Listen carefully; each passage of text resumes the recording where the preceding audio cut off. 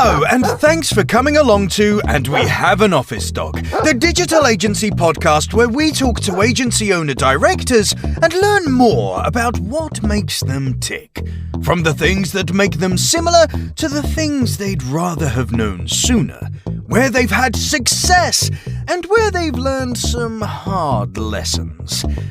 All will be revealed with your host, Chris Simmons, the agency coach, and he'll be talking to a different awesome agency person in each episode, asking them 4 questions and seeing where the conversation takes us over the next 25 minutes. Okay, so let us begin. Over to you, Chris. Thanks, voiceover guy. And on the podcast today, we've got Sherrie from Glowbright Marketing. How are you doing, Sherrie? I'm good, thank you. How are you? All right, thanks very much. All right, we've just been talking about office dogs, and you're hiring at the minute, and your office dog is part of the job description. That's fantastic. He is. Yeah, absolutely. I think it's a good selling point. Oh, well, it has to be. I mean, if you don't like dogs, then you prevent having to hire anyone who is going to be. If you don't like dogs, it could be a psychopath. Yeah, could be absolutely. A problem. Yeah, it could be a problem. I think it's a good weeding out process. Like, are you a psychopath if you don't like dogs? That's okay. I can find out now. It's fine. Also, just in case we disenfranchise some listeners here, even you can like cats too. I love cats. I love cats. I like all animals. So Sherrie, tell us all about Glowbright. What do you do? What makes you guys sort of special, and why would anyone who may be listening to this, who's just learned that you're looking for staff, want to fill in an application? Okay, so I started Glowbright Marketing 2 years ago when I left L'Oreal, where I was director of marketing there. And the reason why I started it was because I found that there was a real need for the beauty services industry. So when I was in my roles at L'Oreal and in my roles at LMS as well, we were creating all these amazing packs and like social assets, all this great stuff, and giving them to our accounts. So obviously L'Oreal deals with a lot of hairdressers or thousands of hairdressers. LMS deals with thousands of spas. So in both of my roles there, we were creating all these amazing tools for these spas and hairdressers. Yeah. And they were like, yeah, great. We can't implement that because we're busy running our businesses. So which is fair, right? So, it's a real head office kind of thing where you're like, I'm going to create them this amazing toolkit for their windows. And they're like, can you give us product so we can sell more services? Anyway, so I really noticed a real gap in the market there where people weren't really necessarily focusing on that industry. And during COVID, I think it was really obvious that industry isn't taken massively seriously. It was the last industry to get any sort of help or any sort of funding. So it's something that I feel really passionately about really like helping to level that industry up as well.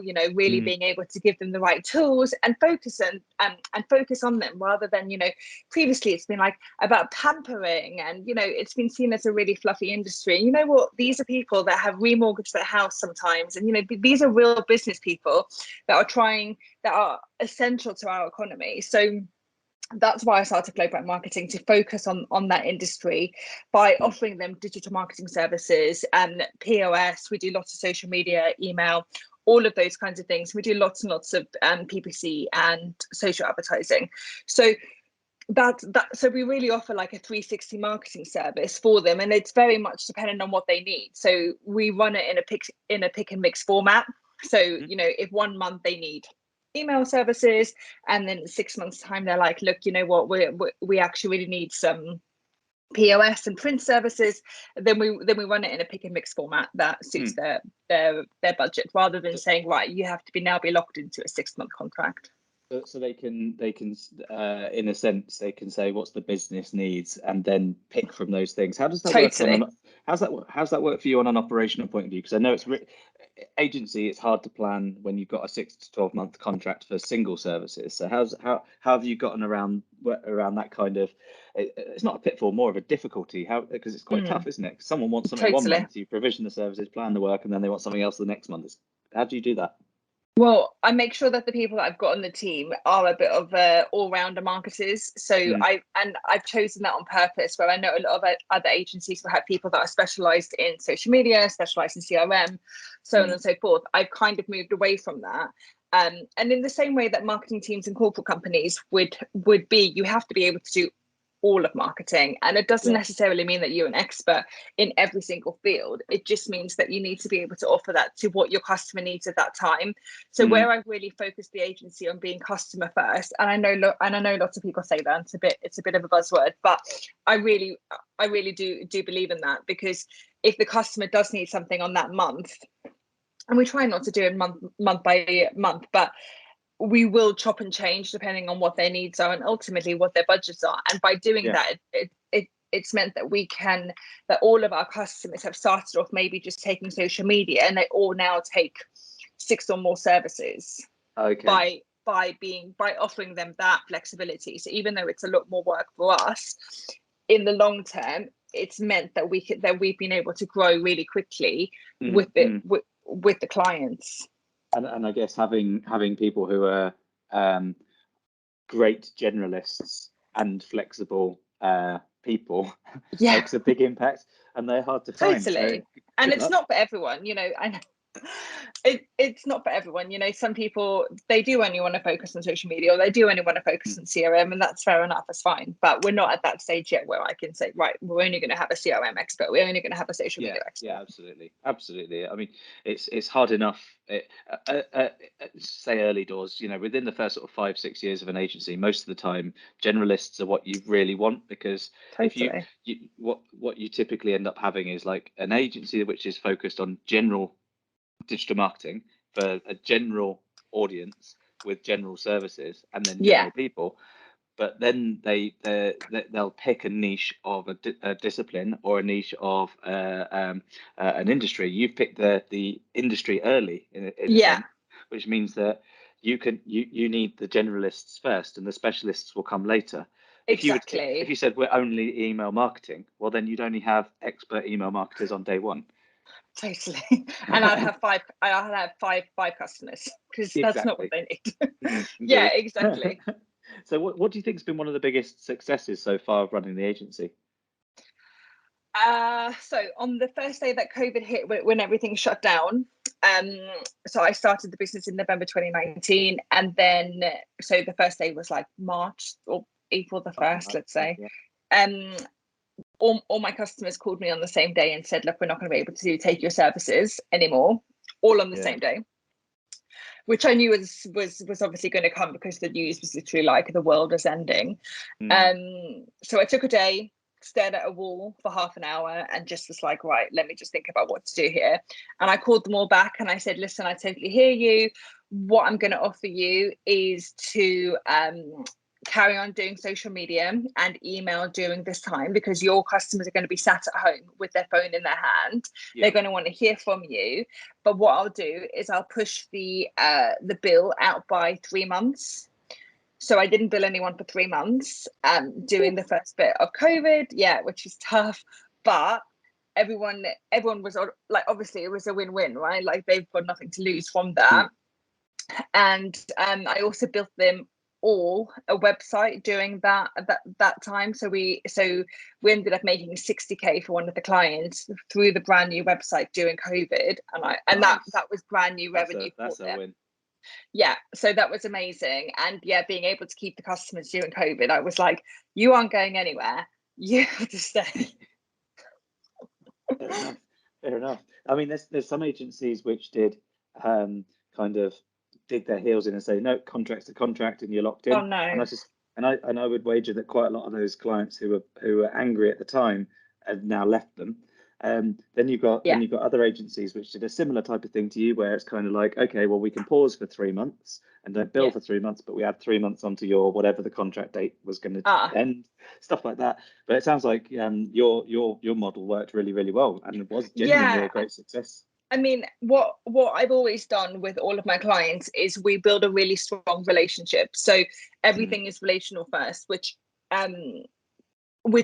is the main reason for the success of the brand, because all of my clients feel like they are the only client, which has obviously its pros and its cons. Which helps a lot, doesn't it? Yeah, but they really trust me, and they know I'm not going to, fuck them over. Oh, I don't know how I'm allowed to swear on this. Sorry.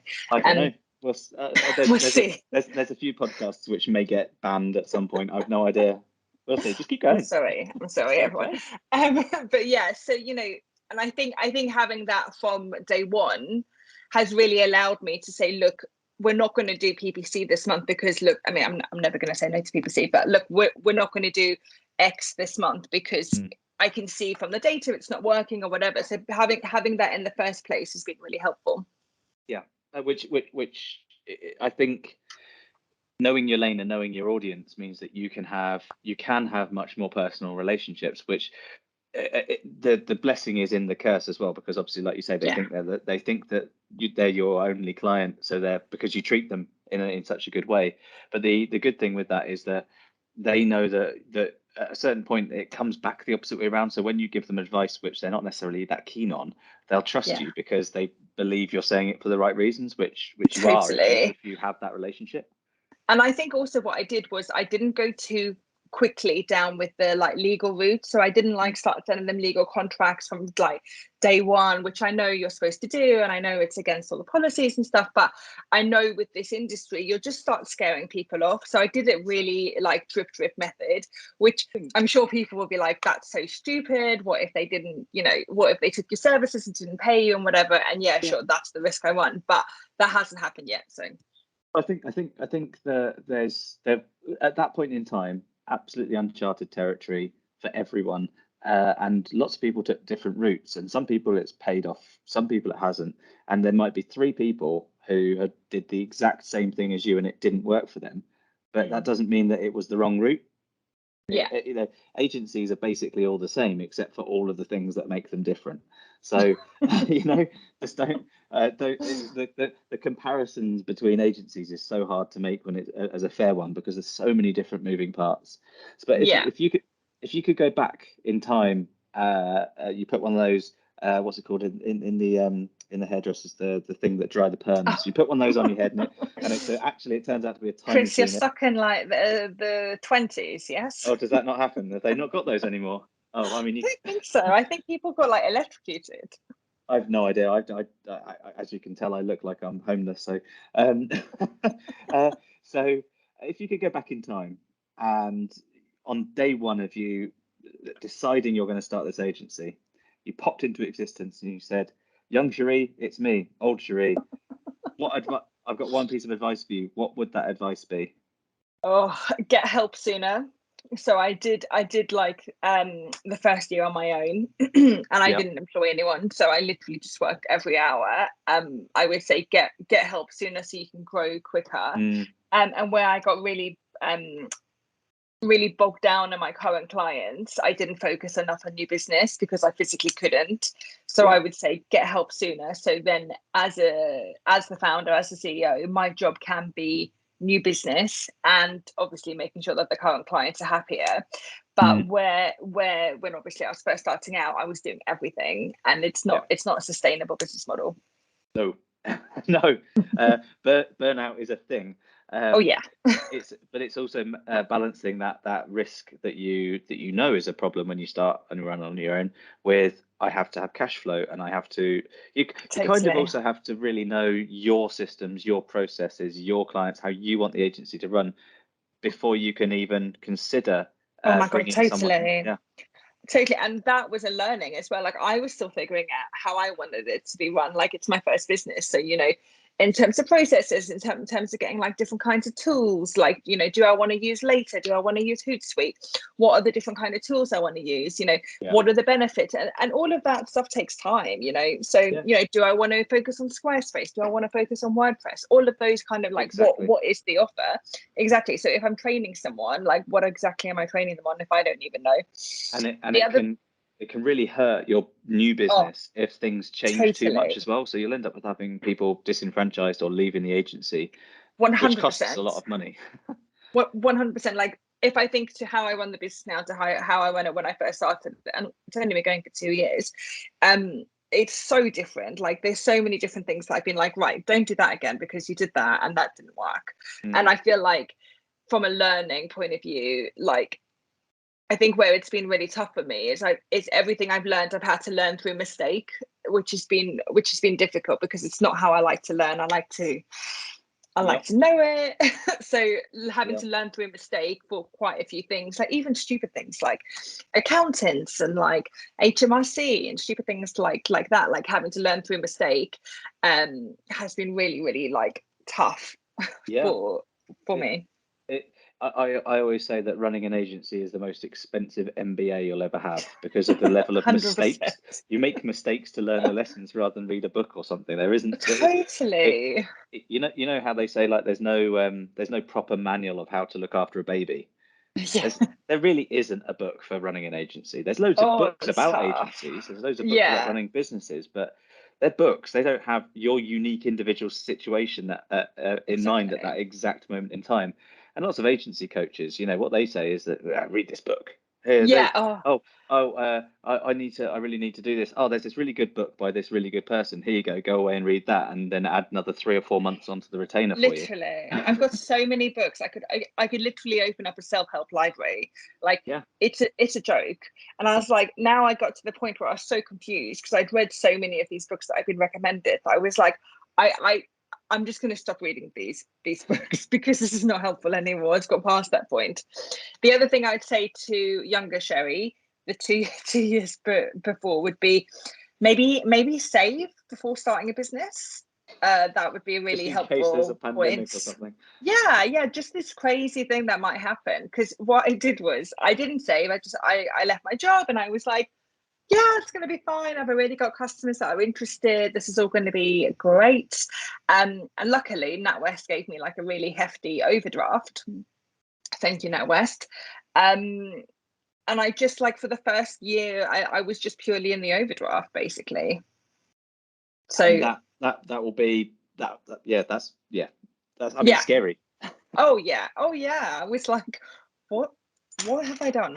But no, it's been fine now. But yeah, if you're asking for advice for younger Sherrie, I'd be like, maybe just save some money. Save some cash.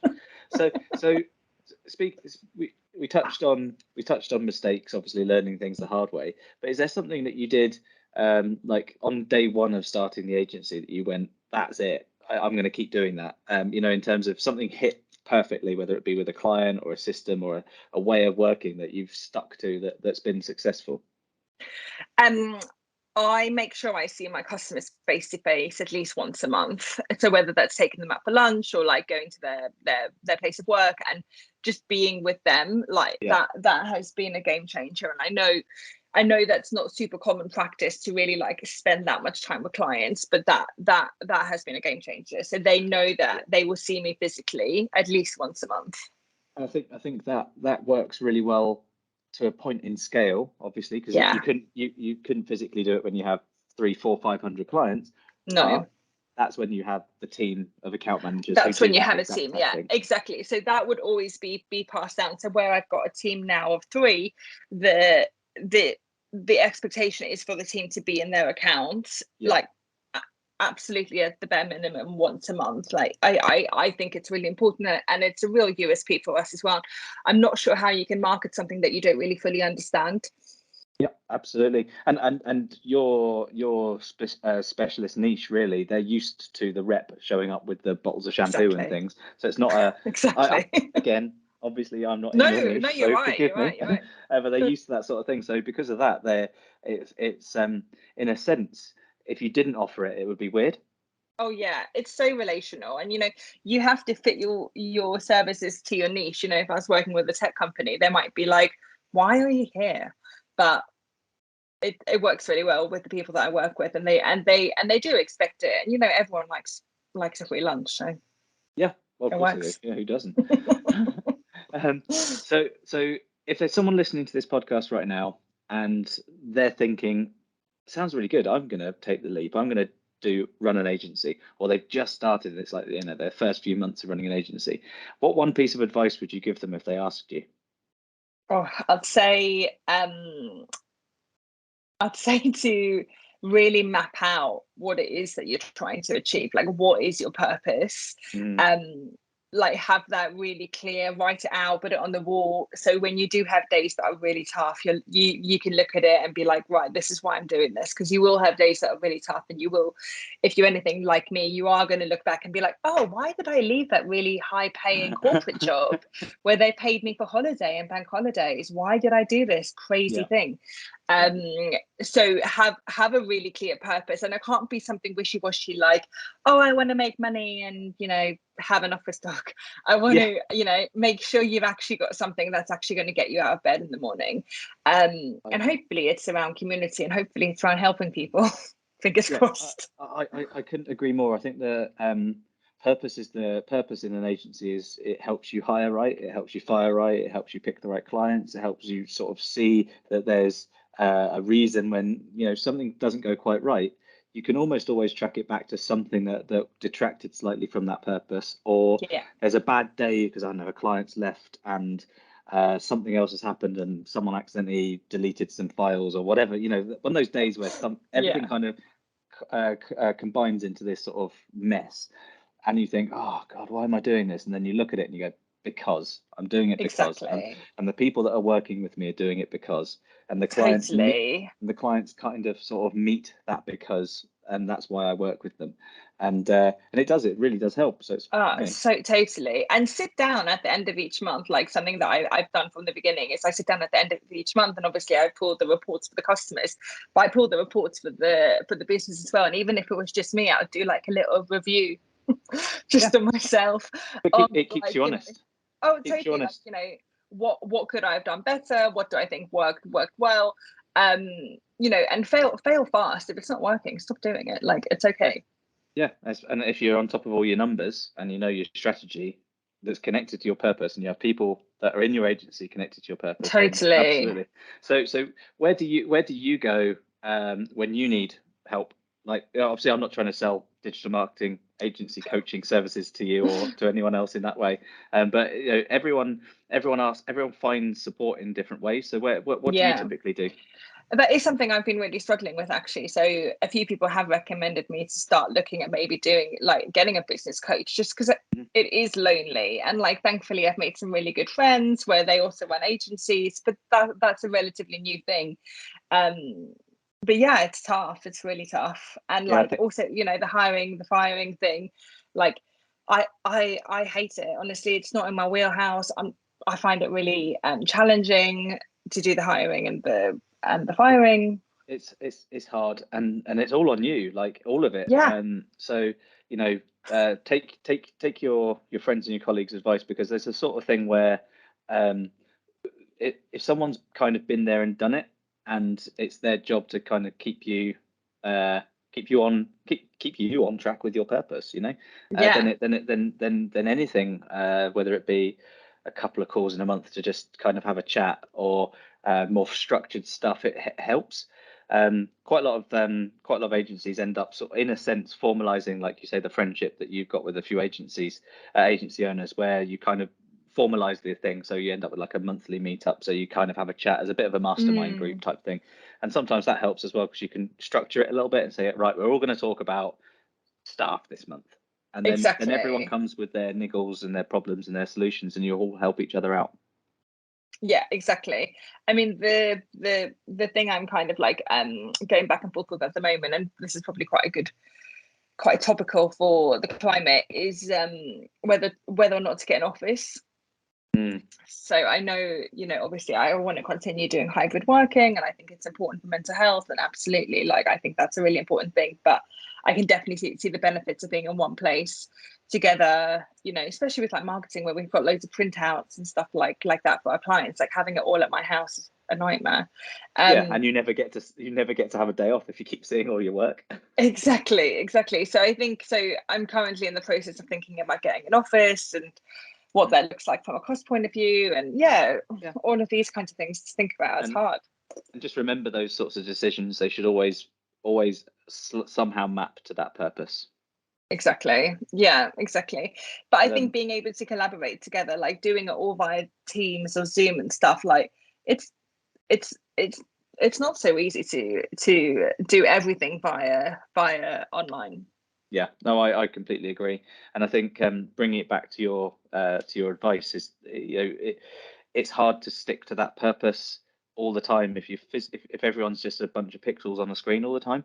Totally. You miss, I can see your face and your eyes, but there's totally different to having a meeting face to face where you can still see the same face and eyes, but there's something that you lose. And over, Yeah. if you have several bad days in a row, or your team members have several bad days in a row, just doing a bunch of calls one after the other is really hard.